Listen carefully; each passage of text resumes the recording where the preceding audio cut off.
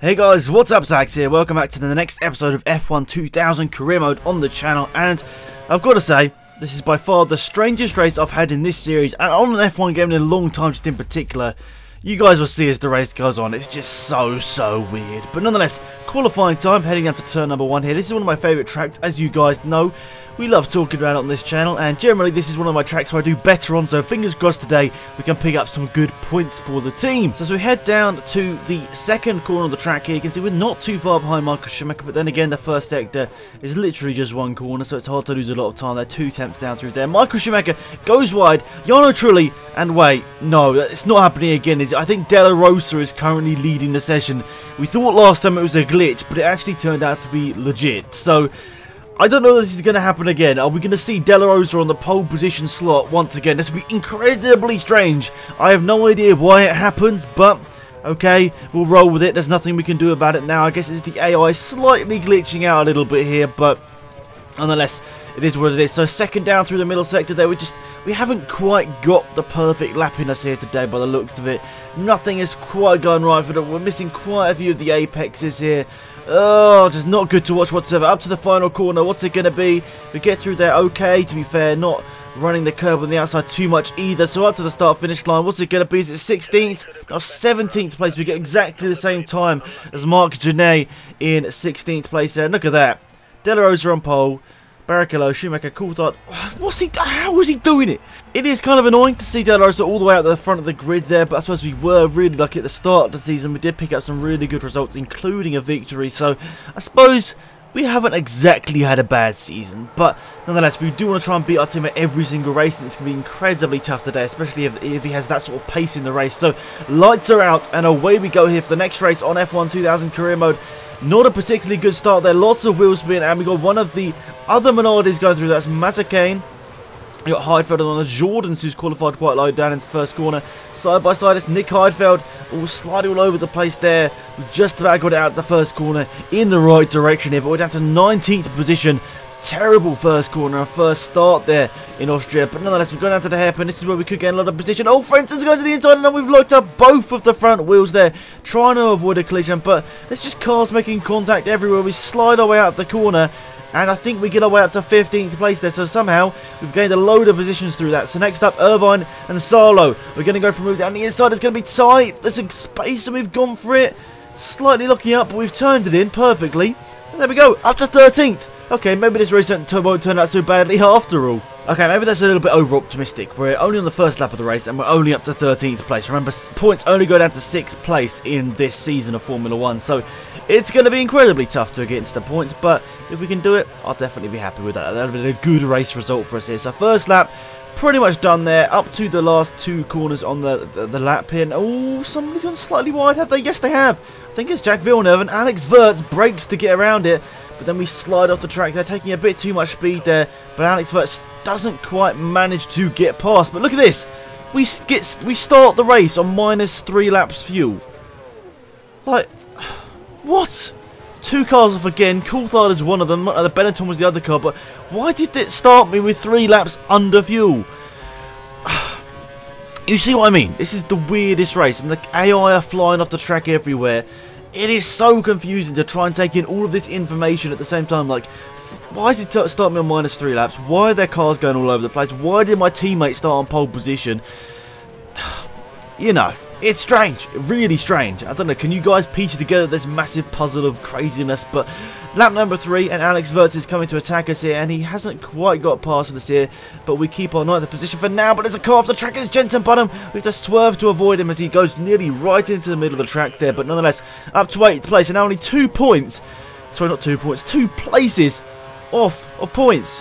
That's pretty good. So lap number 4, and we're holding this position quite nicely. There's a big old group of cars in front. I think there's more cars off of the track ahead, and oh, we got dive bombed. Absolutely dive bombed there by Alex Wurz. Oh my goodness, I've never seen the AI do that. Let's have a look at this again, guys. He just absolutely throws it up the inside way too fast. makes contact with me. I go off the track. One of the Jaguars go through. I think it was Irvine, wasn't it?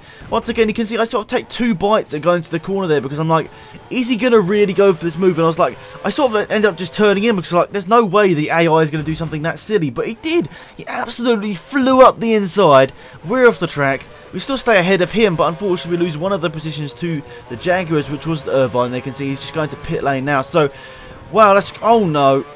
Great. Those sausage curves are not my best friend today. I do that quite a bit in this race, by the way. So, anyway, Alex Wirtz through as we switch through the camera views accidentally, but we come out just ahead of my teammate, do I? Wow, that's crazy. He's pitted and I haven't, and he's only just come out just behind me. So that sort of shows how terribly we've been doing in this race. But I think part of it is due to having to run in the blooming slow fuel mixture for so long. It's like, really? Why did you start me in that fuel mixture? I'm going to be bitter about that until the end of the season, I'm sure. But really annoying. Really, really annoying. But skip ahead to lap number 6 once again. Yep, clobbering the curb and running wide. And this time, Jarno Trulli is going to be the person going past us there. As lots of other people have decided to pit by this time of the race here. You can see Barrichello is just way out front here. He's having a really, really good race here. So he's way out front, and now we're trying to get past Jarno Trulli, who's just got past us. And we've got Pedro De La Rosa, our teammate, right up behind me. So it's a bit of an interesting battle here. We don't want to ruin his race because we want those constructors' points, but we also want to get past Trulli at all costs here. I was trying to go for an interesting move down the inside, but it just didn't work out. And I think De La Rosa's just been dive bombed from one of the BARs. It might have been Zonta there who just dive bombed De La Rosa, didn't manage to get it stuck. Basically what happened to me earlier, threw it up the inside, went way off the track, but this time De La Rosa was clever enough to make sure he avoided it. As we skip ahead to the next lap of the race, you can see Pedro's right up behind us here, and Jarno Trulli's flying off into the distance. Just have such bad pace here today. I think part of it is due to being on the slow tyres. We did decide to opt to start on the hardest compound tyres, but then still the AI were just so much quicker than us. It was so painful. I mean, look at that lap time from De La Rosa. He's just went, what, 3 seconds faster than my best lap time? But no, it's happened again. I wasn't even concentrating. Ralf Schumacher this time's diving up the inside. Let's have a look at this. Even further back, I think, than the Benetton there, and he's pushed his way through, and he's managed to get through. And wow, okay, so he's gained a position as well. So robust driving, but he did decide to pit in the next lap or so. So he ended up actually back ahead of him anyway. But I think he's probably going to finish ahead of us anyway. So maybe we shouldn't be mocking him just yet. But anyway, across the line here, lap number 12, onto lap number 12. You can see we finally started to pick up the pace here.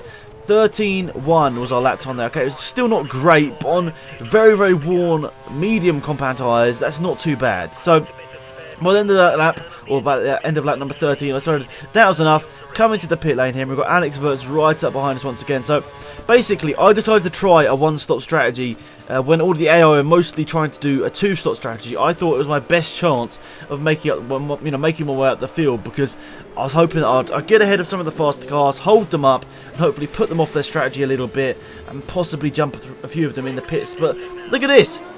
Even though we come out, we came into the pit lane way ahead of Alex Wirtz, and he comes out ahead of us by like at least a second there. So that was really annoying at the time, but nothing we can do about it now. And let's try and fly and overtake on these super soft tyres. Fast fuel mixture, because even though, like, the logic in this doesn't make any sense, guys. Even though we started on -3 laps fuel, we are now +2 laps fuel, and that was only through running.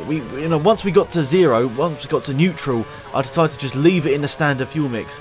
But somehow we then gained 2 laps of fuel out of that. Like, mind-boggling, I know. I don't really know what was going on in this race. So much was going on, and I just couldn't keep up. So we have, what, 4.5 laps here to shine and try and get our way into the points. It's going to be a tough one. And, maybe people will go into the pits. I think there we go. We've overtaken one person in the pit lane there. And now we're going for a move on Alex Wirtz. But still, it's going to be incredibly tough to get into the points position here. So we're side by side with Alex Wirtz in his Benetton. Please don't let that be a crash again. He's covering the inside line. No, this contact as he spins, half spins on off the... Oh, seriously? So I get a penalty for that. And yet none of them got penalties for mine. We'll prove that later, that nobody has got penalties, but I got a penalty for this. Like, I was trying to get out of it there, guys. I was trying to get out of the crash, but there was still a little bit of contact. In the other ones, they just fully threw it up the inside, pushed me off the track. I suppose you can look at it in both ways, because I still pushed him wide, didn't I, and got past him. But I didn't even have the opportunity to give him back the position. So, if I did, I would have, but Are we going to get points anyway? It's going to be a tough one. 20-second penalty means we're definitely not going to get points, but are we going to get 6th place and maybe prove that we were good enough in this race? I don't know. But Barrichello flying out front here. He's got so much space out front. Actually, 2nd place is still De La Rosa, so he's doing a really good job. But as we cross the line there, we're doing a 1:11.4, so not too shabby as we overtake Button as well to go 7th place. Quite nice there, up into, well, now in the modern day F1 times, be a decent points finish, but back in the day, points only goes down to 6th place, so it looks like it's going to be an incredibly tough task here to even get 6th place. I know we won't finish in 6th due to that 20-second penalty, but still, it's just so annoying. Different rules for the AI and the human players, but I suppose at the end of the day, my accident maybe was a little bit more. You can see I sort of half spun him around. The other ones I kept going. I suppose if I didn't, maybe they would have got a penalty as well, but then my race wouldn't have, turned out the way it could have done. But there we go, up to the start-finish line there, guys. 7th place and no points, or it's finishing 7th and but 14th place once it all plays out with the 20-second penalty there.